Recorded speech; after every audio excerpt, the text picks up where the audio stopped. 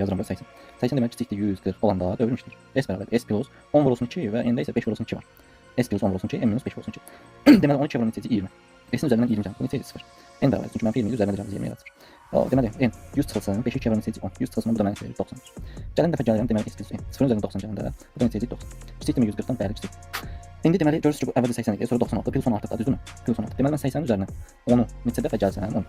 Şərt ödənməz, yəni böyük bərabər 140. Böyük bərabər 140. Deməli 10x böyük bərabərdir. 80-i bu tərəfə keçirəndə 140 minus 80. 10x böyük bərabər 140-dan 80 çıxanda sizə verəcək 60.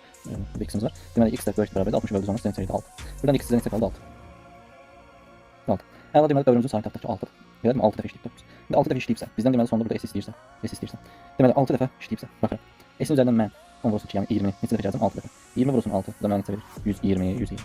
S-in əvvəlki qiyməti neçədir? Mənfi 20. 120 üzərinə gəlsin mənfi 20, bu da mənə neçə verəcək? Təbii ki 100. Cavabım nə edəcək ikinci sualda? Yəni sualımızda D variantı.